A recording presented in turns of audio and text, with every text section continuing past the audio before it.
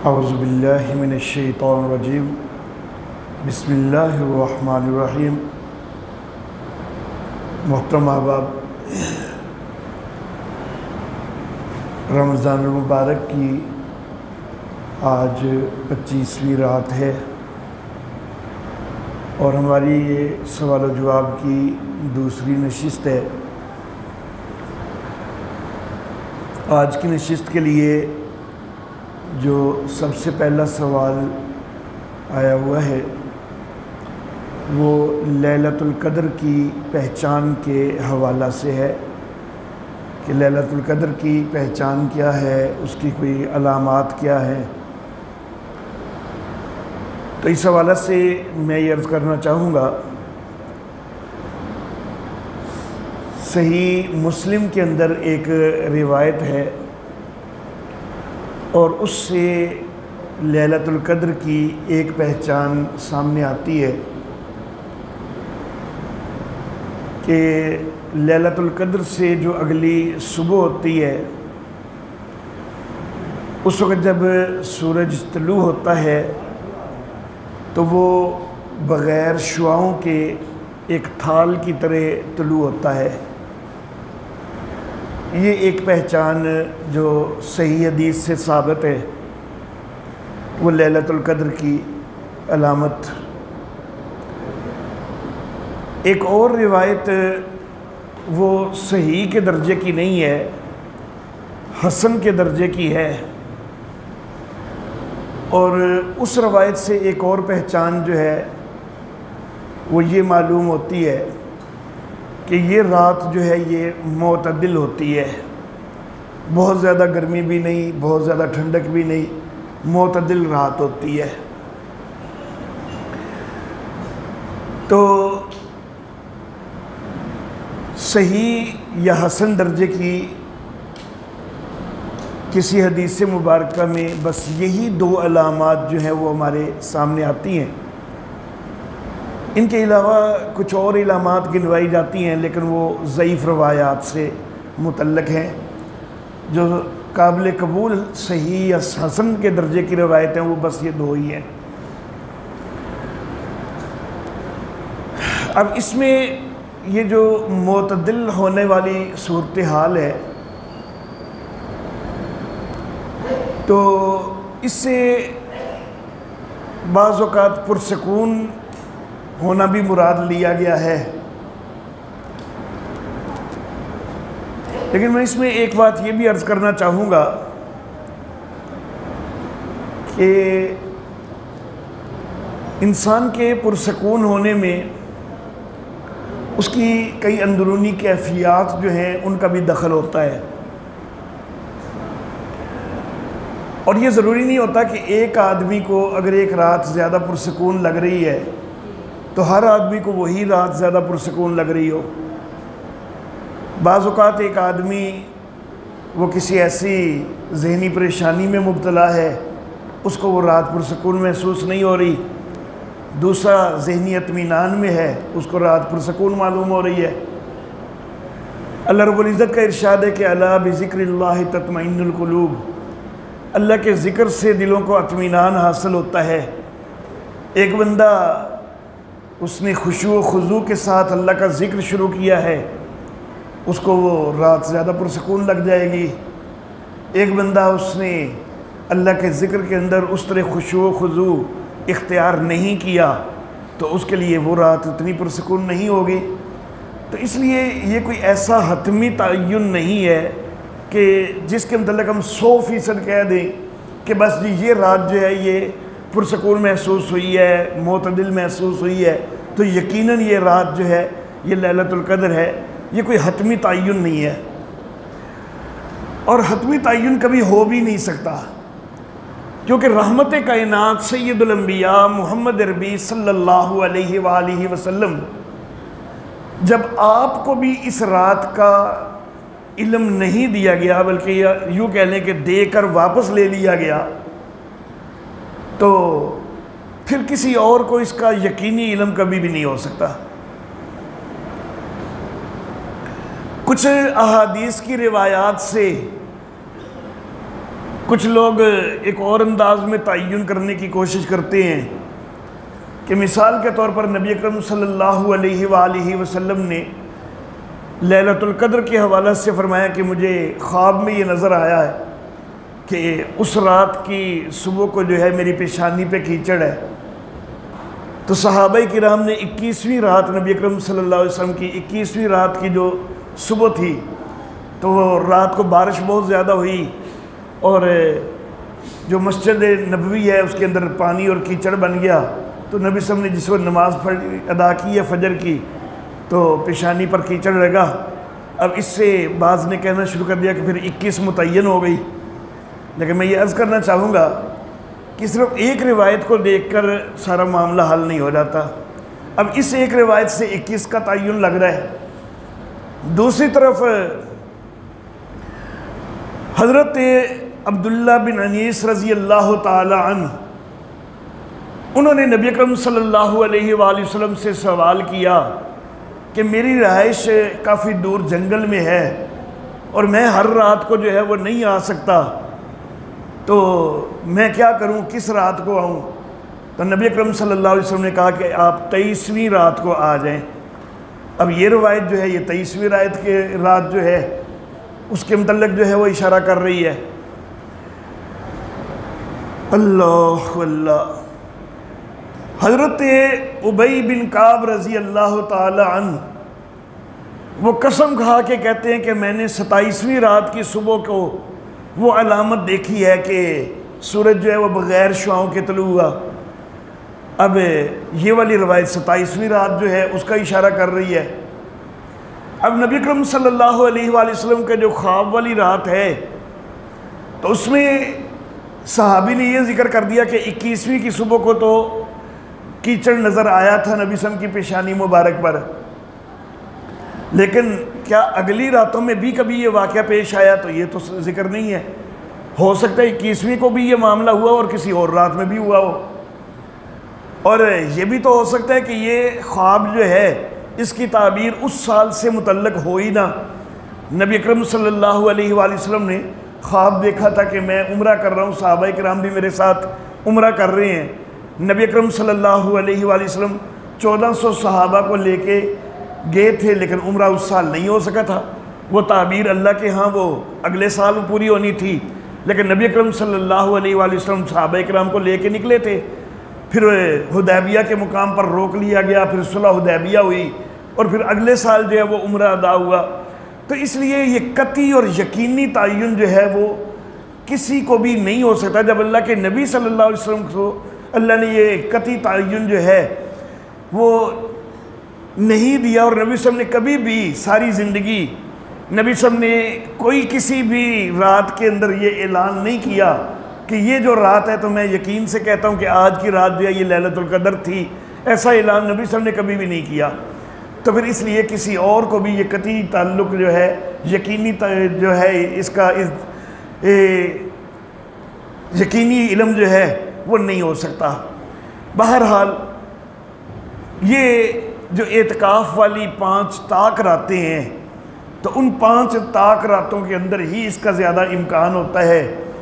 तो इसलिए 5 ताक रातों के अंदर मेहनत और कोशिश करनी चाहिए, अल्लाह की बंदगी के लिए ज़्यादा से ज़्यादा मुस्तैद रहना चाहिए।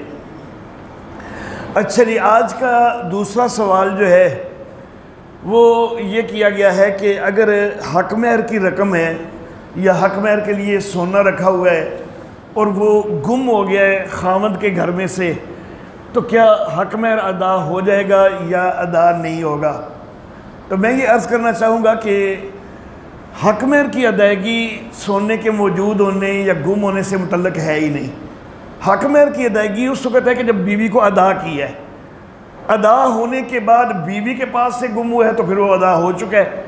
अगर बीवी को अदा नहीं किया, खावंद ने अपने तौर पर रखा हुआ था कि ये मैंने बीवी को अदा करने लेकिन नहीं किया था अभी, तो वो पहले गुम हो गया तो वो अदा नहीं हुआ। तो असल में इसकी सोने के मौजूद रहने या गुम होने या रकम के मौजूद रहने या गुम होने से इसका कोई ताल्लुक़ ही नहीं है। इसका ताल्लुक़ है अदायगी से, और अदायगी इस तरह की कि उसकी पूरी मलकियत बना दी जाए, उसकी पूरी तरह मलकियत कर दी जाए तो तब हक महर अदा होता है। उसके बाद गुम हो जाए तो फिर अदाशुदा है, अगर पहले गुम हो गया तो फिर दोबारा मज़ीद जो है वो इंतज़ाम करना पड़ेगा, अदा करना पड़ेगा। अच्छा जी, तीसरा सवाल जो आज के दर्स के लिए किया गया है, बाज़ अहबाब इकामत के दौरान हाथ बांध लेते हैं। जो अजान से पहले इकामत होती है, तकबीर होती है, तो उसके अंदर हाथ बांध लेते हैं। ये इकामत के वक़्त हाथ बांधना किसी हदीस मुबारका से साबित नहीं है। अगर इसको कोई सुन्नत समझ के करेगा ना तो फिर तो ये उल्टा बिदअत होने का इम्कान बन जाएगा। लेकिन ये सुन्नत तो क्या मुस्तहब भी नहीं है, क्योंकि जिस चीज़ का कोई सबूत ही नहीं है तो उसको हम मुस्तहब तक भी नहीं कह सकते। बल्कि अहसनुल फतावा के अंदर इसको मकरूह लिखा गया है, क्योंकि हाथ का सीधा नीचे लटकाया रहना यही साबित होता है इकामत के दौरान। तो जिस वक्त उससे हट कर बाकायदा हाथ बांधे जाएंगे तो वो जो असल हैयत है उससे दानिस्ता हटे हैं तो फिर ये मकरूह हो जाएगा। तो अहसनुल फतावा में तो इसको मकरूह लिखा हुआ है। अच्छा जी, आज के दर्स के लिए जो चौथा सवाल आया है, ये सवाल जो है मुझे बड़ा पसंद आया। जिस दोस्त ने भी ये सवाल किया है, अल्लाह रब्बुल इज़्ज़त सारे उन अहबाब से कि जिन्होंने सवालात की अल्लाह उनसे राज़ी हो। तो बहरहाल ये सवाल मुझे बड़ा पसंद आया है और एक इल्मी नोइयत का सवाल है कि कुरान हकीम के अंदर मुख्तलिफ़ इस्तिलाहात इस्तेमाल होती हैं। कभी मोमिनीन कहा गया है, कभी मुस्लिमीन की इस्तिलाह इस्तेमाल हुई है। इसी तरह एक इस्तिलाह कुरान हकीम में मोहसिनीन की इस्तेमाल होती है। तो ये मोहसिनीन जो है ये कौन लोग हैं, ये इस्तिलाह किन लोगों के लिए है? मेरे मोहतरम अहबाब, मैं अर्ज़ करना चाहूँगा कि इस हवाला से, जैसा कि अल्लाह रब्बुल इज़्ज़त का इरशाद है कि वल्लाहु युहिब्बुल मुहसिनीन, अल्लाह नेकी करने वालों को पसंद करते हैं, एहसान करने वालों को पसंद करते हैं। मोहसिनीन का लफ्ज़ जो है ये एहसान से है। उर्दू तर्जुमा आम तौर पर हम इसका नेकी कर देते हैं, लेकिन हकीकत यह है कि नेकी का लफ्ज़ जो है वो इसका पूरा तर्जुमा नहीं बनता। इसका सही तर्जुमा एहसान करने वाले वही बनता है। एहसान क्या चीज़ है, इस हवाला से हदीस मुबारका मौजूद है जिसको हदीस जिब्रील कहा जाता है। जिब्रील अमीन इंसानी शक्ल में नबी अकरम सल्लल्लाहु अलैहि वसल्लम के पास आए। मुख्तलिफ सवालात किए थे जिब्रील अमीन ने, जिनमें एक सवाल ये था कि मल ईमान, ईमान क्या है? नबी सब ने इसका जवाब दिया। दूसरा सवाल था मल इस्लाम, इस्लाम क्या है? नबी सब ने इसका जवाब दिया। तीसरा सवाल जो जिब्रील अमीन ने किया था वो ये किया था कि मल एहसान, एहसान क्या है? अब नबी अकरम सल्लल्लाहु अलैहि वसल्लम ने एहसान की तारीफ़ बताने की बजाय एक कैफियत बताई थी। उस कैफियत से जो है वो हम तारीफ़ का अंदाज़ा कर सकते हैं। नबी अकरम सल्लल्लाहु अलैहि वसल्लम ने एहसान की कैफियत ये बतलाई कि अंताबुदुल्लाह का अन्नका तराह फ़इन लम तकुन तराहु फ़इन्नहु यराक, कि तू अल्लाह की बंदगी इस अंदाज में करे कि जैसे तू अल्लाह को देख रहा है, और अगर तू देख नहीं रहा तो कम अज़ कम ये तो है कि अल्लाह तो तुझे देख रहा है, ये एहसास तो दिल में ज़रूर हो। तो ये नबी अकरम सल्लल्लाहु अलैहि वसल्लम ने एक कैफियत बताई कि ये है एहसान, और जो एहसान करने वाले हैं वो है मोहसिनीन। अब ये कैफियत जो है इसको थोड़ा सा समझने की ज़रूरत है। एक होता है अदल और एक होता है एहसान। इन्नल्लाह यामुरु बिल अदल वल एहसान, अल्लाह अदल का भी हुक्म देते हैं और एहसान का भी हुक्म देते हैं।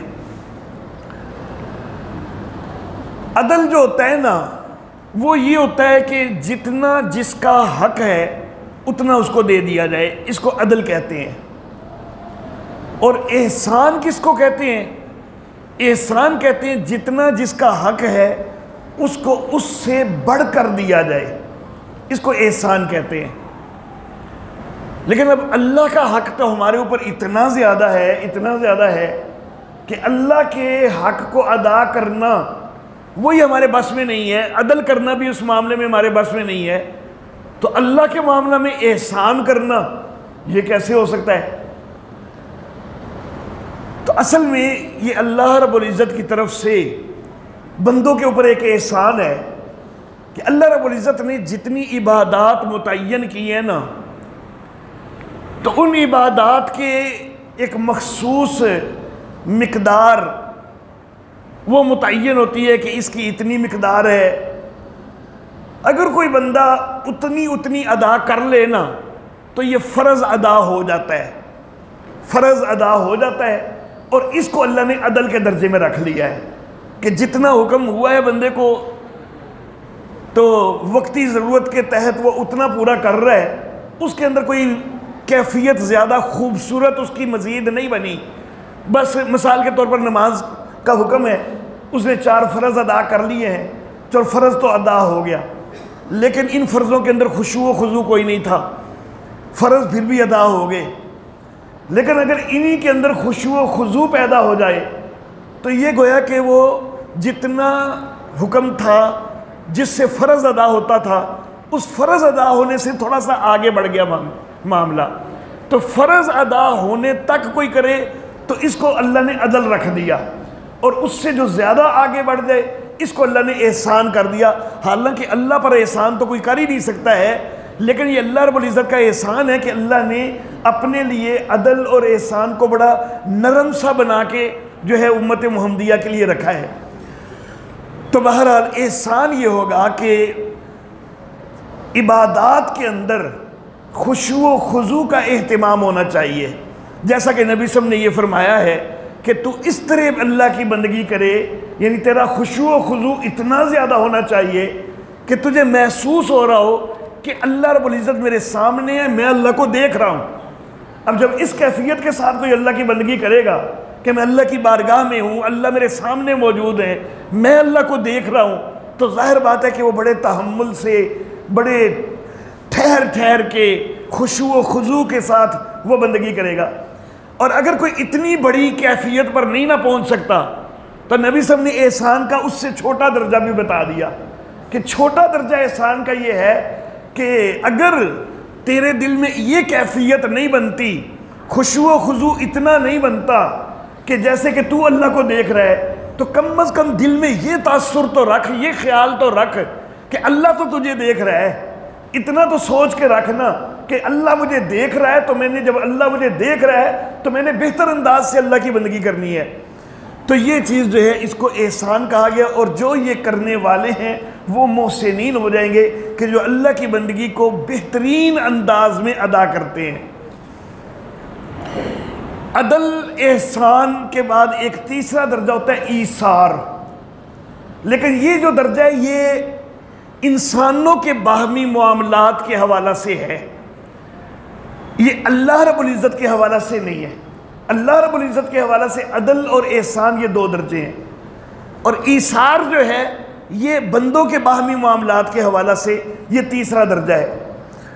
किसी बंदे का जितना हक है उतना उसको दिया जाए तो ये अदल हो जाएगा, और अगर उसको उस हक से ज़्यादा दिया जाए, अपने हक में से भी कुछ उसको दे दिया जाए, तो इसको एहसान कहेंगे।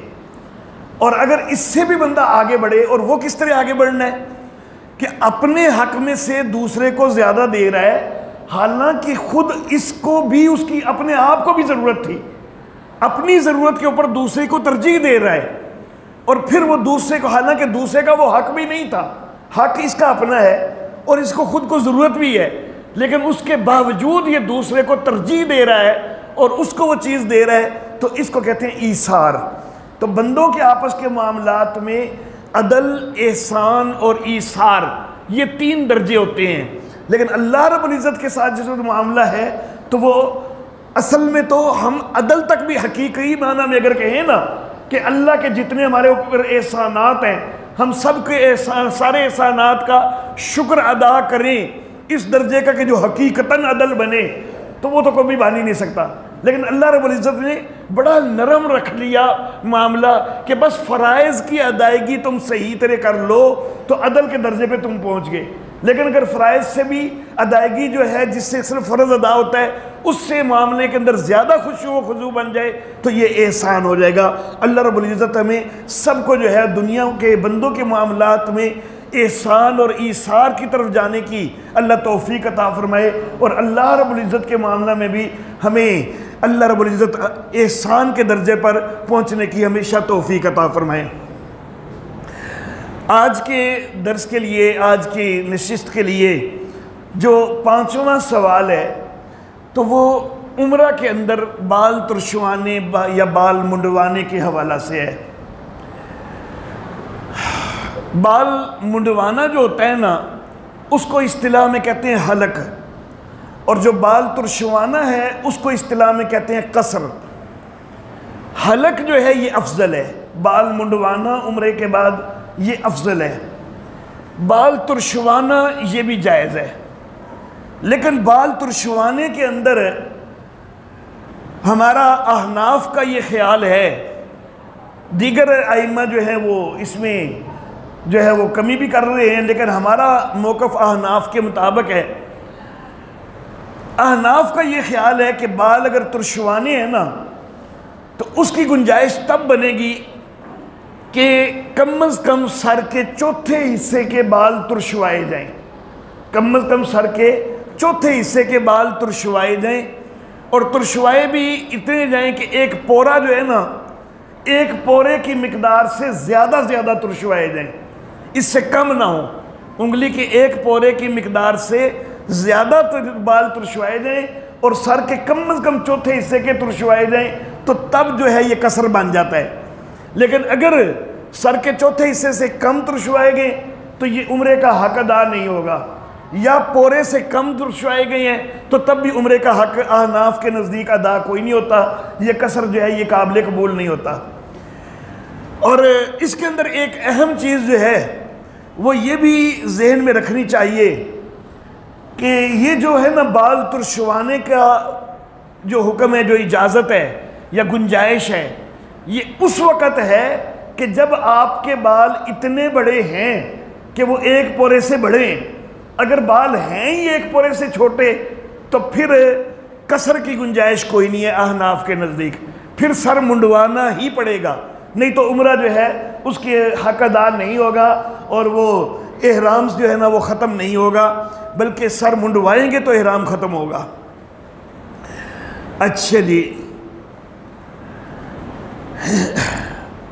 उसके बाद छठा सवाल आज की नशिस्त का, अगर किसी बंदे को बग़ैर नीयत के, ज़कात की नीयत किए बग़ैर पैसे दे दिए हुए हैं और बाद में नीयत कर ली कि वो जो मैंने फ़लाँ को पैसे दिए हैं तो वो ज़कात है मेरी तरफ से, जिस वक्त दिया था तो उसको वैसे उसकी मदद के तौर पर दिए थे, उस वक़्त ज़कात की नीयत नहीं की थी, लेकिन बाद में ज़कात की नीयत कर ले तो क्या ये ज़कात अदा हो जाएगी या अदा नहीं होगी? तो इस हवाला से मैं ये गुजारिश करना चाहूँगा कि 3 चीज़ें हैं, उनमें से कोई एक भी पाई जाए तो फिर तो ज़कात अदा हो जाएगी, लेकिन अगर उन 3 चीज़ों में से कोई भी नहीं पाई गई तो फिर ज़कात अदा नहीं होगी। पहली चीज़ ये है कि कुछ रकम को हमने अपनी बाकी रकम में से निकाल के अलग रखा कि ये रकम जो है ये मैं ज़कात के तौर पर दूंगा। अब उस रकम में देते वक्त नीयत ना भी की हो ना, तो उस रकम में से दिया है जिसको बाकायदा अलग निकाला था कि ये मैं ज़कात के लिए निकाल रहा हूँ, तो उसको बाकी रकम से जुदा करते वक्त नीयत मौजूद थी, तो उसमें से दिया है। देते वक्त नीयत नहीं भी है तो तब भी वो ज़कात अदा हो जाएगी। पहली चीज़ तो ये है कि उसको बाकी माल से जुदा करते हुए नीयत मौजूद होनी चाहिए।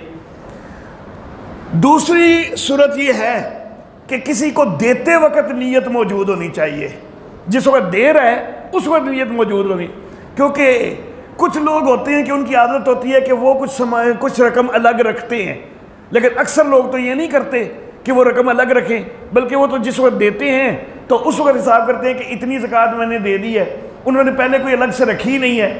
तो जिसने कोई पहले से अलग करके नहीं रखी, उसने जिस वक्त वो देनी है किसी को, तो देते वक्त नियत करे तो ज़कात अदा हो जाएगी। तीसरी सूरत जो है वो ये है कि दे दिए पैसे, उस वक्त नियत कोई नहीं की, बाद में ख्याल आया कि मैं चलो ज़कात की नियत कर लूँ, उस रकम को बाकी माल से अलग करते हुए भी नियत कोई नहीं की थी, उसको देते हुए भी नियत कोई नहीं की थी। लेकिन एक सूरत फिर भी है कि ज़कात अदा हो जाएगी, कि जिसको दिया है ना, जिस बंदे को दिया है, उसने अभी उस रकम को खर्च ना किया हो, अभी वो रकम उसके पास मौजूद हो और आपको यकीन हो कि उसके पास उसी तरह मौजूद है, उसने वो वाली रकम खर्च नहीं की। और दूसरी बात ये भी कि वो अभी भी उस रकम के आने के बाद भी वो साहब निसाब नहीं हो गया हुआ, वो अभी भी तंगदस्त है, ज़कात का मुस्तहिक है। कई दफ़ा ये भी होता है ना कि आपने उसको दी है और फिर कुछ और लोगों ने भी दे दी है, और इतनी दे दी है कि वो खुद साहब निसाब बन गया, वो ज़कात का मुस्तहिक रहा ही नहीं। उसके बाद आप नियत करेंगे फिर नहीं, क्योंकि ज़कात फ़कीर को देनी है, तो फ़कीर जब तक वो है तब तक तो आपने नियत की, तो तब तक तो हो सकेगी। तो ये दो शर्तें रहेंगी, अगर बाद में जो है वो नियत करनी है तो उसमें दो शर्तें होंगी। एक ये कि उसके पास, बंदे के पास जिसको दिया है, वो माल मौजूद हो, उसने वो खर्च ना कर दिया हो, और दूसरा ये कि वो अभी भी तंगदस्त हो। तो फिर नियत अगर हमने कर ली है, फिर माल के मौजूद होने का भी यकीन हो और उसके तंगदस्त होने का भी यकीन हो कि अभी तक भी वो तंगदस्त है, साहब निसाब नहीं बना, ज़कात उसको अभी भी दी जा सकती है। अगर ये दोनों शर्तें पाई गई हैं तो फिर बाद में नियत करने से भी ज़कात अदा हो जाएगी। लेकिन अगर ये दोनों शर्तें नहीं हैं, इनमें से कोई एक शर्त भी नहीं है, तो फिर ज़कात अदा नहीं होगी। यहाँ पर अगरचे मसला तो यही पूछा गया है, लेकिन एक और मसला इसके करीब करीब है और वो भी अक्सर लोग पूछते हैं, तो इसलिए मैं उसको भी जो है वो जिक्र कर देता हूँ। एक गरीब बंदे को कर्ज दिया हुआ है हमने, ये जो सवाल था ये तो था ना कि वैसे उसकी मदद की थी, लेकिन एक सूरत ये भी होती है कि एक बंदे को हमने कर्ज दिया हुआ है, बंदा गरीब है और हमें पता चल रहा है कि ये बेचारा कर्ज वापस तो कर नहीं सकता, तो हम कहें कि चलो अब हम ज़कात की नियत कर लेते हैं, तो इस सूरत में ज़कात अदा नहीं होगी। इस सूरत में ज़कात अदा बिल्कुल नहीं होगी। हाँ, अलबत्ता इसके लिए एक सूरत है कि एक तरीका है कि जिससे ज़कात अदा हो जाए, क्योंकि वो जो पहली सूरत जी ना जो सवाल में थी, वो तो ये थी कि मदद उसकी की है और उसके बाद भी जब तक माल उसके पास मौजूद है और वह अभी तंगदस्ती है तो आपने नियत कर ली तो हो गया। लेकिन अब जो आपने दी है ना, तो ये तो मदद तो करने की नियत से दी नहीं, ये तो आपने कर्ज के तौर पर दिया था। इसमें सिर्फ ये ख्याल करना कि अभी भी उसके पास मौजूद है और वो मुस्तहिक भी अभी है तो मैं नियत कर लूँ, नहीं, इसमें ये मामला नहीं चलेगा। इसमें एक और सूरत ये हो सकती है कि मिसाल के तौर पर आपने 10,000 रुपया एक बंदे का कर्ज दिया हुआ है, एक बंदे को हमने 10,000 रुपया दिया हुआ है, और बाद में आप ख्याल करते हैं कि मैं ये 10,000 जो है जो मैंने ज़कात अदा करनी है मैं उसमें से नियत कर लेता हूँ। उसका एक तरीक़ाकार ये होगा कि आप उस बंदे के पास मज़ीद 10,000 लेके जाएं, मज़ीद 10,000 आप उसके पास लेके जाएं, उसे कहें कि भाई तेरे ज़िम्मे मेरा कर्ज़ है, तेरे ज़िम्मे मेरा कर्ज़ है और मुझे नज़र आ रहा है कि तू अदा नहीं कर सकता, लेकिन कर्ज़ जो है उसकी अल्लाह के यहाँ बड़ी पूछ है, मैं नहीं चाहता कि तू अल्लाह की पकड़ में आए, तो ये ले पैसे, मैं तुझे पैसे देता हूँ, तो इन्हीं पैसों से वो जो मेरा कर्ज़ है ना वो मुझे उतार दे, ताकि अल्लाह के यहाँ तो जवाब दे ना हो।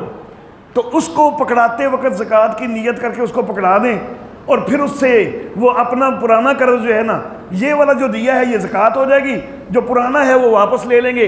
तो इस तरह जो है ना वो इस हीले के साथ तो ये हो सकता है, इसके अलावा जो है वो नहीं हो सकते। अच्छा जी, आज की नशिस्त के लिए 7वां सवाल ये आया है कि अहले किताब जो हैं सूरह माइदा की आयत नंबर 5 की रूह से अहले किताब की ख्वातीन से निकाह जायज़ होता है, लेकिन क्या हर किस्म की अहले किताब ख्वातीन से निकाह जायज़ है? दौरे हाज़िर में कई अहले किताब ऐसे हैं कि जो नाम के तो अहले किताब हैं लेकिन हकीकत में उनमें दहरवियत पाई जाती है। ना वो अल्लाह को मानते हैं, ना वो अल्लाह के नबियों को मानते हैं, सिर्फ नाम है कि हम ईसाई हैं या नाम है कि हम यहूदी हैं। तो तकदीर का इनकार करते हैं, आखिरत का इनकार करते हैं। तो ऐसी सूरत में कि जो दहरवियत में चला गया हुआ है, तो उस खातून से जो दहरवियत में जा चुकी है उससे निकाह नहीं होता। जो अगरचे शिरक भी कर रही है, जैसा कि हज़रत उज़ैर को अल्लाह का बेटा कहना कुरान हकीम ने जिक्र किया कि ये यहूदियों का शिरक था। हज़रत ईसा अलैहिस्सलाम को अल्लाह का बेटा कहना ईसाइयों का शिरक था। ये शिरक तक भी कर रहे हो ना, तो फिर भी उनसे निकाह बरल जायज़ हो जाएगा। लेकिन अगर वो दहरवियत में चले गए तो फिर निकाह जायज़ नहीं होगा। अच्छा जी, इब्ने जोज़ी रहमहुल्लाह उन्होंने एक बात जिक्र की है। उन्होंने ये बात जिक्र की है कि हज़रत अली रज़ी अल्लाह ताला अन्हु ने ये फतवा दिया था कि बनु तुगलब के जो नसारा है ना, उनसे निकाह जायज़ कोई नहीं। उन्होंने ये नहीं कहा था कि सारे नसारा से निकाह जायज़ कोई नहीं। उन्होंने ये कहा था कि जो बनु तुगलब के नसारा हैं उनसे निकाह जायज़ कोई नहीं। नसारा यानी ईसाई। तो बनु तुगलब की कोई औरत है ईसाई, तो हज़रत अली ने फतवा दिया कि उससे निकाह जायज़ नहीं। जबकि दीगर सहाबा किराम का फतवा ये है कि बनु तुगलब का निसारा में से हो या कोई और निसारा में से हो, सबसे निकाह जायज़ है। तो इसकी इन दोनों चीज़ों को मद्देनज़र रखते हुए तो उलमा ने यही बात कही कि हज़रत अली रज़ी अल्लाह तआला अन्हु का ख्याल ये था कि ये जो बनु तुगलब वाले नसारा है ना, तो ये असल में दहरवियत में जा चुके हुए हैं। तो इसलिए उन्होंने ये फतवा दे दिया कि इनकी लड़कियों से निकाह जायज़ कोई नहीं। लेकिन बाकी सहाबा किराम का ख्याल ये था कि नहीं, ठीक है, उनके अकायद बड़े फासिद हैं, लेकिन कम अज़ कम वो दहरवियत की हद तक नहीं गए। वो अल्लाह को मानते हैं, अल्लाह के नबियों को मानते हैं, किताबों को मानते हैं, वैसे और बड़ी खराबियाँ उनके अंदर। तो बाकी सहाबा का ये ख्याल था कि उनके अंदर दहरवियत वाली खराबी नहीं है। वो अल्लाह और अल्लाह के नबियों का इनकार नहीं करते हैं, आखिरत का इनकार नहीं करते हैं। तो इसलिए बाकी सहाबा कहते थे कि उनसे निकाह उनकी औरतों से जायज़ है। लेकिन हज़रत अली का ख्याल ये था कि नहीं, वो इस हद तक पहुंच चुके हुए हैं कि ना वो हकीकत में अल्लाह को मानते हैं, ना अल्लाह के नबियों को मानते हैं, ना किताबों को, ना आखिरत को वो नहीं मानते। तो इसलिए हज़रत अली ने फतवा दे दिया था कि उनसे निकाह जायज़ कोई नहीं है। तो बहरहाल मसला यही है कि जो दहरवियत में जा चुके उन औरतों से निकाह जायज़ नहीं। और अहले किताब औरतों से जो निकाह जायज़ है ना, उसमें एक और चीज़ भी है कि जो नस्ल अहले किताब औरत हैं उससे निकाह जायज़ है। जो कोई मुसलमान थी मुर्तद्दा होकर अहले किताब में जा मिली है, उससे निकाह जायज़ कोई नहीं है। जो मुर्तद होके गई है उधर, उससे निकाह जायज़ कोई नहीं। जो पहले से ही नस्लन ईसाई चली आ रही है या यहूदी चली आ रही है, तो उससे जो है उस औरत से निकाह जायज़ हो जाता है। अच्छा जी, 8वां सवाल आज की नशिस्त के लिए जो पूछा गया है वो ख़ानदानी मनसूबाबंदी के हवाला से है। ख़ानदानी मनसूबाबंदी के हवाला से मैं ये अर्ज़ करना चाहूँगा कि एक चीज़ है क़त्ए नस्ल, कि नस्ल को बिल्कुल मुनक़ते करने का कोई इक़दाम करना, कि मसलन बीवी की नसबंदी करवा देना या उसकी बच्चादानी निकलवा देना या मर्द का खस्सी हो जाना, तो ये इज़्तिरारी हालत के बग़ैर हराम है। अगर कोई ऐसी इज़्तिरारी हालत हो जाए कि औरत के को ये निकलवानी पड़ जाए तो वो तो जायज़ हो जाएगी, लेकिन इज़्तिरारी हालत के बग़ैर ये चीज़ इक़दामात करना ये तो हराम है।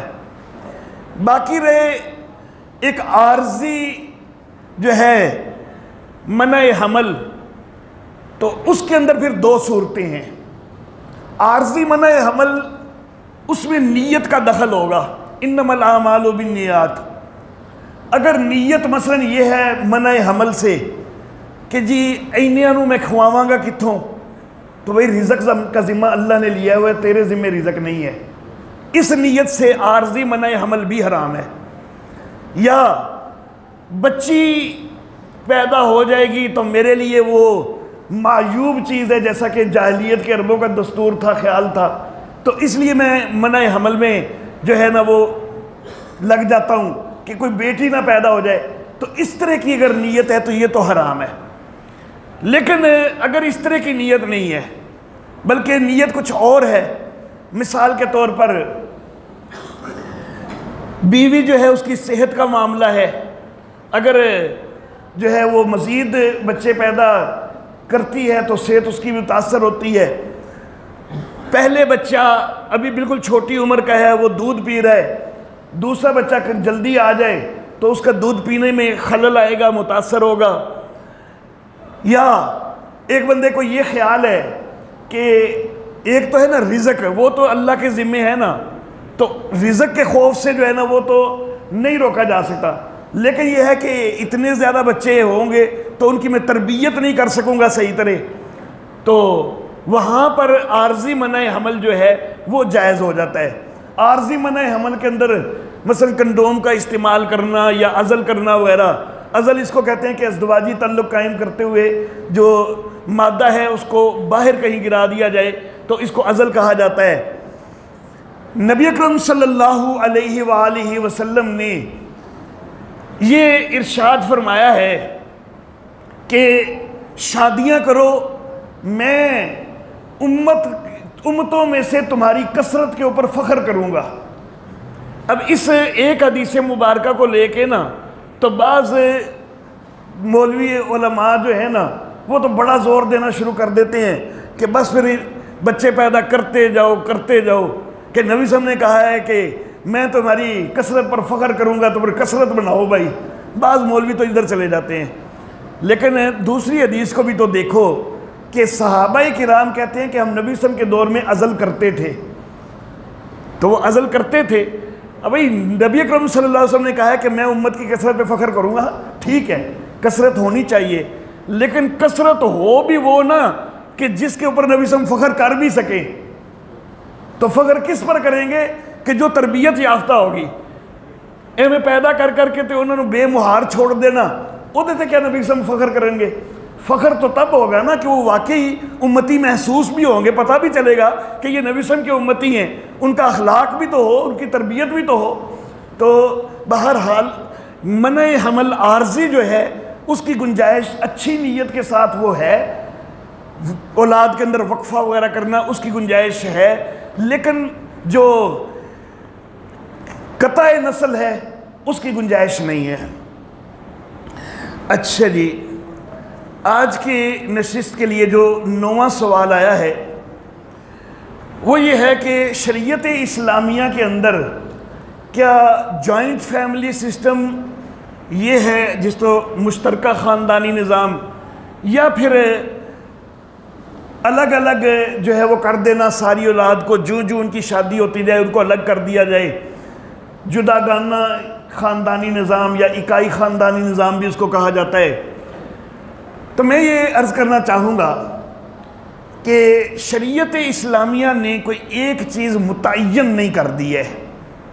इस हवाले से कोई एक चीज़ शरीयत ने मुतय्यन नहीं कर दी है कि जॉइंट फैमिली सिस्टम जायज़ है और जुदागाना जायज़ नहीं है, या जुदागाना जायज़ है और ये जायज़ नहीं है, ऐसा कुछ नहीं है। आम तौर पर यह बात कही जाती है कि जॉइंट फैमिली सिस्टम शरीयत के बिल्कुल ख़िलाफ़ है। कई लोग जो हैं वो ये कहते हैं, और ख़ास तौर पर दौरे हाज़िर में ये चीज़ जो है ना वो ज़्यादा लोगों में आने लग गई है कि जी जॉइंट फैमिली सिस्टम शरीयत के ख़िलाफ़ है। कैसे ख़िलाफ़ है जी? वो कहते हैं कि ये हिंदुआना निज़ाम है, तो हिंदुआना निज़ाम होने की इसकी कोई दलील वो कोई नहीं, बस कह दिया कि जी हिंदुआना निज़ाम है। तो दूसरी तरफ फिर हम कह देते हैं कि जुदागाना निज़ाम जो है वो यूरोपीय निज़ाम है। अगर ये हिंदुआना है तो वो यूरोपीय है फिर, क्योंकि वो उधर से ज़्यादा उसकी तरगीब हुई है। तो ये कोई दलील नहीं है, ना इधर हिंदुआना की कोई दलील बनती है, ना ही उधर असल में कोई यूरोपीय शिआर होने की कोई दलील बनती है। वो जो नबी सल्लल्लाहु अलैहि वसल्लम ने फरमाया ना कि मन तशब्बह बिकौमिन फहुवा मिनहुम, उसका ये मतलब नहीं होता कि हर किस्म की मुशाबत हराम है। अगर हर किस्म की मुशाबत हराम होती है ना कि हुण वो कपड़े पाने तो असी कपड़े ला छड़िए क्योंकि मुशाबत हो जाएगी उन्होंने। नहीं भाई, मुशाबत उसको कहते हैं कि जो किसी कौम का शियार हो। शियार उसको कहते हैं कि जब भी उस चीज़ का जिक्र किया जाए ना तो तसव्वुर उसी कौम का आए सामने, उसको कहते हैं शियार। तो ये जो है ना किसी कौम का जो शियार है उसको इख्तियार करना वो उम्मत मुहम्मदिया के लिए जायज़ नहीं है कि जो यहूदियों का शियार हो या जो ईसाइयों का शियार हो या हिंदुओं का शियार हो उसको इख्तियार करना जायज़ नहीं है। लेकिन जो चीज़ें मुश्तरक किस्म की होती हैं कि उसको मुख्तलिफ दुनिया के मुआशरे जो हैं वो सारे ही अपना रहे हैं तो वो किसी कौम का शियार नहीं बनते। अच्छा जी, एक दलील ये दी जाती है कि जी सहाबाए किराम के दौर में जॉइंट फैमिली सिस्टम नहीं था। दलील क्या है? पहली दलील ये दी जाती है कि नबी अकरम सल्लल्लाहु अलैहि वसल्लम की अज़वाज मुतहरात उनके हुजरे अलग अलग थे, ठीक है, मान लिया। दूसरी दलील ये दी जाती है कि हज़रत सैयदा फ़ातिमा रज़ी अल्लाह ताला अन्हा जब इनका निकाह हुआ तो नबी अकरम सल्लल्लाहु अलैहि वसल्लम ने अलग घर की ज़रूरत महसूस की।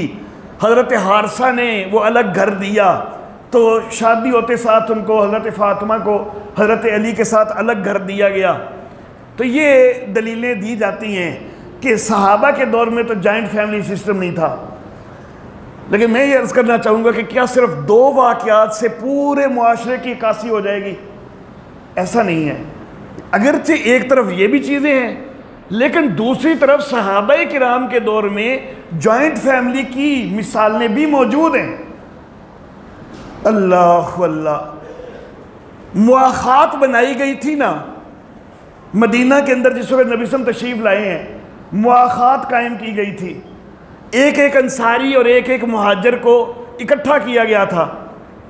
अब ये सगे भाई नहीं थे, ये सिर्फ मुआखाती भाई थे, लेकिन मुआखाती भाई को भी अपने अपने घर में ठहराया है नसारे अंसार ने। जो मुहाजिर मुआखाती भाई हैं उनको अपने घरों में ठहराया है। तो सगे भाइयों का जॉइंट फैमिली तो क्या, यहाँ पर तो मुआखाती का भी जॉइंट फैमिली जो है नज़र आ रहा है। तो ये तो उससे भी ज़्यादा वसी चीज़ हो गई ना। हज़रत उमर फ़ारूक रज़ी अल्लाह ताला अन्हु इनके मुआखाती भाई बनाए गए हज़रत उतबान बिन मालिक रज़ी अल्लाह ताला अन्हु। हज़रत उतबान बिन मालिक की रहाइश थी कुबा में, और कुबा उस वक्त मस्जिद जो है मदीना का हिस्सा नहीं था, अलग बस्ती थी। अब जाहिर बात है कि अपनी तिजारत वगैरह के मामलात भी देखने होते हैं इंसान ने। दूसरी तरफ नबी सल्लल्लाहु अलैहि वसल्लम की खिदमत में हाज़री, उसका भी बड़ा शौक़ था सहाबाए किराम को। लेकिन चूँकि रहाइश दूर है, कुबा में है, तो रोज़ाना दोनों आए, दोनों नबी सल्लल्लाहु अलैहि वसल्लम की महफ़िल में रहे सारा दिन। तो फिर कमाई वगैरह, तिजारत वगैरह, मईशत वगैरह, उसके लिए कब वक़्त निकालें, तो दिक्कत हो रही थी। तो दोनों ने ये तय किया कि एक दिन उमर फ़ारूक नबी अकरम सल्लल्लाहु अलैहि वसल्लम की खिदमत में हाज़िर रहेंगे और उतबान जो है वो मईशत के मामलात को देखेंगे, और एक दिन उतबान नबी अकरम सल्लल्लाहु अलैहि वसल्लम की खिदमत में हाज़िर रहेंगे और उमर फ़ारूक जो है वो मईशत के मामलात को देखेंगे। और जो जो नबी सल्लल्लाहु अलैहि वसल्लम की खिदमत में हाज़िर रहे वो शाम को जब घर आए तो वो सारी बातें जो नबी सल्लल्लाहु अलैहि वसल्लम से उस दिन सामने आई हैं वो सारी बातें दूसरे भाई को बताए। अब यहाँ पर सिर्फ मुआखाती भाई हैं और इनके भी जॉइंट फैमिली है, इनके अलग अलग घर नहीं दिए गए कि उतबान का घर अलग हो और उमर फ़ारूक का घर अलग हो। ऐसा नहीं किया कि एक ही घर में रह रहे हैं। अल्लाह अल्लाह। नबी अकरम सल्लल्लाहु अलैहि वसल्लम के पास एक सहाबी आए कि आका मैं सारे काम करता हूँ, तिजारत वगैरह सारा कुछ मैं करता हूँ, मेरा दूसरा भाई मेरे साथ रहता है, खाता पीता मेरे साथ है, कम शम कोई नहीं करता, सारा दिन मस्जिद में बैठा रहता है, बंदगी करता रहता है, इबादत करता रहता है। तो नबी अकरम सल्लल्लाहु अलैहि वसल्लम ने फरमाया कि लअल्लका तुरज़क़ु बिही, शायद तुझे भी उसकी वजह से रिज़्क़ मिल रहा हो। अब वो दोनों एक ही घर में रह रहे हैं, जॉइंट फैमिली सिस्टम मौजूद है। अल्लाह अल्लाह। बनु हाशिम को महसूर किया गया था मक्की दौर में, तो बनु हाशिम उनमें से कई वो भी थे कि जो नबी सल्लल्लाहु अलैहि वसल्लम पर ईमान नहीं लाए थे, लेकिन नबी अकरम सल्लल्लाहु अलैहि वसल्लम का जिस वक्त मुहासरा किया गया है मक्की दौर में, तो साथ उनको भी शामिल किया गया था इस मुहासरे में, और वो भी काफिर होते हुए भी वो इस मुहासरे के अंदर ख़ानदान इकट्ठा होने की वजह से, एक ख़ानदान होने की वजह से वो नबी अकरम सल्लल्लाहु अलैहि वसल्लम के साथ मासूर रहे हैं। तो बहरहाल एक तरफ अगर जॉइंट फैमिली सिस्टम जो है जुदागाना फैमिली सिस्टम की मिसालें अगर नबी सल्लल्लाहु अलैहि वसल्लम के दौर में हैं, तो दूसरी तरफ जॉइंट फैमिली सिस्टम की भी मिसालें मौजूद हैं। असल मामला ये है कि देखना ये होता है कि शरीयत की रूह क्या है। शरीयत की रूह इस मामला में ये है कि एक तरफ बूढ़े वालिदैन भी हैं, उनका भी तो ख्याल करना है। अगर सारे बच्चे अलग अलग हो जाते हैं, उनका कौन ख्याल करेगा, इस चीज़ को भी मद्देनज़र रखना है। कई मामलात वो ऐसे हैं कि जो जॉइंट फैमिली सिस्टम में बड़े अच्छे हो जाते हैं। मिसाल के तौर पर दादे की मौजूदगी में, दादी की मौजूदगी में बच्चों की तरबियत परवरिश बुज़ुर्गों की मौजूदगी में अच्छे अंदाज में हो जाती है। वालिदैन बच्चों के जो हैं, उन्होंने अगर मसलन मुलाजमत के लिए जाना है तो बच्चे दादा दादी संभाल लेते हैं, बड़े फ़ायदे हो जाते हैं। इकट्ठे रहते हुए एक दूसरे का एहसास होता है। एक भाई जो है वो ज़्यादा कमा रहा है, दूसरा कम भी कमा रहा है, लेकिन इकट्ठे रह रहे हैं तो एक दूसरे का एहसास करेंगे। अगर वो दूर दूर, कोई एक उधर रह रहा है, कोई दूसरा इधर, एक दूसरे का पता भी नहीं होगा। तो जॉइंट फैमिली सिस्टम के भी ये कई फ़ायदे हैं, लेकिन दूसरी तरफ इसके कई नुकसानात भी हैं। कि मिसाल के तौर पर एक ज़्यादा कमाने वाला जो है, सारा बर्डन उसके ऊपर बाज़ औक़ात पड़ जाता है, सारा बोझ उसी के ऊपर हो जाता है। बाकी जो हैं वो सिर्फ ऐश कर रहे होते हैं उसी के पैसे के ऊपर। इस तरह की कैफियत भी हो जाती है। बाज़ औक़ात जो है वो बूढ़े वालिदैन जो हैं, तो वो एक को ज़्यादा तरजीह देने लग जाते हैं, दूसरों को जो है ना वो कम ख्याल रखते हैं। ये भी सूरत हाल हो सकती है। बाज़ औक़ात ये भी मामला हो जाता है कि जॉइंट फैमिली सिस्टम में अपनी कई चीज़ें, अपनी कई ख्वाहिशात वो कुर्बान भी करनी पड़ जाती हैं, क्योंकि अपनी ख्वाहिश तो है कि ये करें, लेकिन फिर वो बाकी सारे ख़ानदान के लिए करने की हिम्मत नहीं है। हत्ता कि अपने बच्चों की तरबियत में भी, मैं अपने बच्चों को फ़लाँ स्कूल में पढ़ाना चाहता हूँ, फ़लाँ जामिया में पढ़ाना चाहता हूँ, लेकिन बाकी भाइयों के बच्चे उधर नहीं पढ़ सकते हैं, तो रुकावटें आ जाती हैं। तो ये सारी चीज़ों को देखना होता है। जिस वक्त तक, और पर्दे का मसला भी है जॉइंट फैमिली सिस्टम के अंदर जो है, और बड़े ये अहम चीज़ है कि पर्दा जो है शरीयत ने उसकी पाबंदियाँ भी लगाई हैं, उनका ख्याल करना भी है। अब इसमें ये होगा कि जिस वक्त तक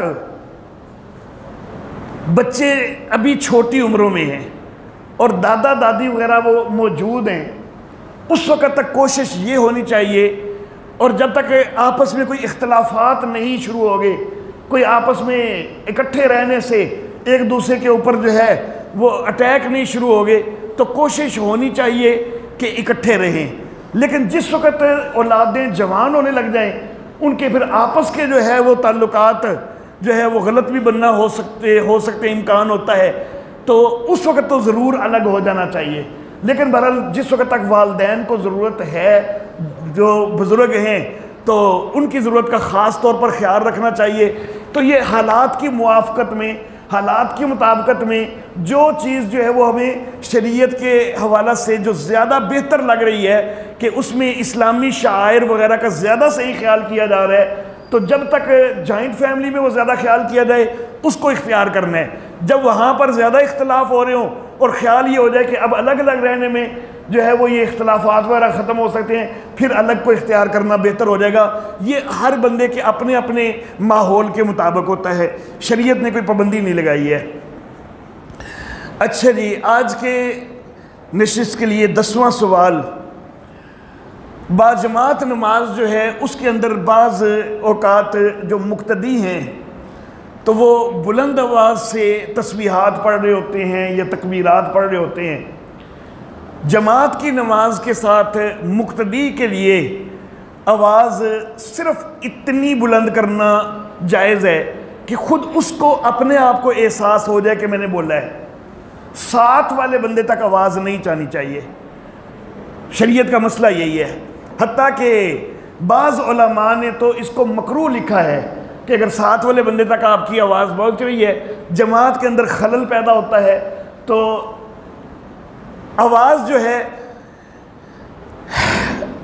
इतनी बुलंद हो जाए कि सिर्फ अपने आप को पता चल रहा हो कि मैं ये बोल रहा हूँ, तो वो ठीक है, उसमें कोई हरज नहीं है। बल्कि बाज़ उलमा के नज़दीक उसको तरजीह हासिल है। अल्लामा हिंदवानी, अल्लामा फजली, उनका कहना ये है कि जब भी कोई अकेला नमाज पढ़ रहा हो या मुक्तदी हो, तो उसकी आवाज़ इतनी ज़रूर होनी चाहिए कि ख़ुद उसको पता चल रहा हो कि मेरी आवाज़ आ रही है। लेकिन इमाम करखी रहमहुल्लाह, उनका नज़रिया ये है कि तलफ़्फ़ुज़ सही हो, अदायगी सही हो, ख़ुद अपने आप को भी बेशक आवाज़ ना हो। बाज़ लोग जो है वो बिल्कुल ज़ुबान हिलाते ही नहीं हैं, जो मुक्तदी हैं या मुनफरिद नमाज़ पढ़े, वो बिल्कुल गलत है। नमाज जो है ये कोली इबादत भी है, ये सिर्फ बदनी इबादत नहीं है। और कोली इबादत में ज़ुबान को बाकायदा हिलाकर अल्फाज की अदायगी लाजम है। अल्फाज की अदायगी करेंगे तो तब आप नमाज पढ़ रहे हैं। अल्फाज अगर आप अदा ही नहीं कर रहे हैं, ज़ुबान बिल्कुल खामोश है, तो आप नमाज को ही नहीं पढ़ रहे हैं, वो तो फिर सिर्फ आप जो है ना वो इशारे कर रहे हैं नमाज के। तो ज़ुबान से अदा करना नमाज के कलिमात, और ख़ास तौर पर किरात जो फ़र्ज़ है, अगर वो किसी ने ज़ुबान से अदा नहीं की तो उसने तो फ़र्ज़ ही नहीं पूरा किया, तो उसकी तो नमाज बिल्कुल होगी नहीं। तो इसलिए ज़ुबान से अदायगी लाजम है। इसके आगे कैफियत तो इमाम करखी की राय ये है कि तस्हीह हुरूफ हो, इतनी हो लेकिन आवाज़ बिल्कुल भी ना आए तो तब भी ठीक है। लेकिन इमाम फजली रहमहुल्लाह वो कहते हैं कि नहीं, इतनी आवाज़ कम अज़ कम होनी चाहिए जो अपने आप तक पहुँचे। तो बहरहाल कम अज़ कम जो है ना वो हरूफ की तस्हीह जो है वो ज़ुबान के साथ ज़रूर होनी चाहिए। अच्छा जी, अगला सवाल, 11वां सवाल जो आज की नशिस्त के लिए है, वो ये है कि नमाज के अंदर कई लोग जो हैं वो बहुत ज़्यादा हरकत कर रहे होते हैं, कभी वो कपड़े दुरुस्त कर रहे हैं, कभी वो खारिज कर रहे हैं, तो इसकी अंदर क्या सूरत हाल है? तो मैं ये अर्ज़ करना चाहूँगा कि अमले कसीर हो तो उससे नमाज फासिद हो जाती है, अमले कलील हो उससे नमाज फासिद नहीं होती। अब ये अमले कसीर क्या होता है और अमले कलील क्या होता है? अमले कसीर जो है वो उसकी 3 सूरतें जो है ना वो अहम हैं। एक ये कि आप इतना कोई ऐसा अमल कर रहे हैं कि जो सामने से कोई देख रहा है ना, तो वो ये समझ रहा है कि ये नमाज पढ़ ही नहीं रहा, इसको अमले कसीर कहा जाएगा, कि पता ही नहीं चल रहा कि ये नमाज पढ़ रहा है या कोई और कर रहा है। एक ये सूरत है। दूसरी ये कि किसी भी अमल के अंदर दोनों हाथ इस्तेमाल कर लिए, हाथ बांधने थे लेकिन ये दोनों को छोड़ के टोपी दुरुस्त कर रहा है, दोनों हाथ इस्तेमाल कर लिए, अमले कसीर हो जाएगा, नमाज फासिद हो जाएगी। और तीसरी चीज़ ये कि मसलन खुजली बार बार कर रहे और उसकी इतनी मिकदार है कि 3 दफ़ा सुबहान रब्बियल आला कहने की वक़्त में ये 3 दफ़ा हाथ को जो है ना खुजली के लिए हटा चुके हैं अपनी जगह से। तो इतनी ज़्यादा अगर खुजली वगैरह की है, या फिर ये खांसी कर रहे बार बार, जबकि खांसी एक तो है कि खांसी इत्तेफाकन इसको आ रही है जो रुक नहीं रही, उसमें तो जितनी दफ़ा मर्जी हो जाए, लेकिन ये वैसे करते हैं इस तरह किए जा रहे बार बार। तो ये अगर 3 दफ़ा कर लिया इतने वक़्त में कि जितने वक़्त में 3 दफ़ा सुबहान रब्बियल आला कहा जाता है, इतने वक़्त में अगर 3 दफ़ा जो है ना इस तरह बिला वजह खंगारा है, तो इससे नमाज फासद हो जाएगी, ये अमले कसीर बन जाएगा। तो बहरहाल 3 चीज़ें हैं। एक चीज़ ये कि देखने वाला ये महसूस करे कि ये नमाज पढ़ ही नहीं रहा, तो ये भी अमले कसीर है। दूसरी सूरत ये कि दोनों हाथ मसरूफ़ हो जाएं किसी और काम में, जो नमाज के अंदर रहने थे वो किसी और काम में लग जाएं, तो अमले कसीर होगा। एक हाथ जो है ना उससे कपड़ा वगैरह कोई दुरुस्त कर लिया, वो अमले कसीर नहीं होगा, लेकिन दोनों हाथ इस्तेमाल कर लिए वो अमले कसीर हो जाएगा।